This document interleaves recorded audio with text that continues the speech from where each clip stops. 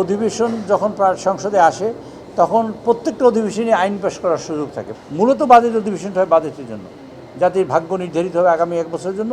সেই কাজটা আমরা ইনশাল্লাহ এই বাজেট অধিবেশনে করব। এটি হচ্ছে একটা সংসদ অধিবেশন বসতে যাচ্ছে ঈদের পর, এটাতে বাজেট অধিবেশন।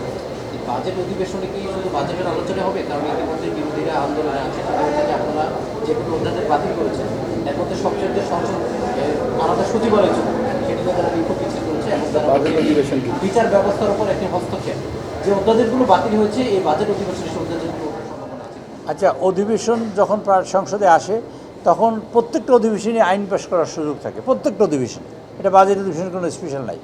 যেসবগুলো মানে পাশ করা হয়নি তাহলে 16টা অধ্যাদেশ অধিকতর যাচাই বাছাই করে অধিকতর শক্তিশালী করে আমাদের পার্লামেন্টে আনা হবে।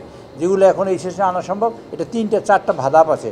প্রথম ধাপ হলো ড্রাফটস করবে, দ্বিতীয় ধাপ হলে সংশ্লিষ্ট মন্ত্রণালয় এটা দেখবে, তৃতীয় ধাপ হলো এটা ভেটিং করবে আইন মন্ত্রণালয়, 4 নম্বর ধাপ হলে প্রেসিডেন্ট এটাকে সম্মতি দেবে। 4টা ধাপ পার হয়ে তারপর পার্লামেন্টে আসে। কাজে এইসব ধাপ সম্পন্ন করতে যদি ইতিমধ্যেই করতে পারেন নিশ্চয়ই করবেন, আর যদি না করতে পারেন তো পরবর্তীতে করবেন। সেসবগুলো আমরা সব পাশ করবো, এগুলো কোনো অসুবিধা নেই। সিদ্ধান্ত হয়েছে এরকম করে। কি আসবে না আসবে সেটা এখনও আসে নাই। আমরা এটা অধ্যাদেশ ওইগুলো কিন্তু এখন আইন আকারে আসবে এবং সেটা বিল আকারে আসবে এবং সেগুলো আমরা যেগুলো আসে সেগুলো উত্থাপন করব। মূলত বাজেট অধিবেশনটা হয় বাজেটের জন্য, জাতির ভাগ্য নির্ধারিত হবে আগামী 1 বছরের জন্য। সেই কাজটা আমরা ইনশাল্লাহ এই বাজেট অধিবেশনে করব।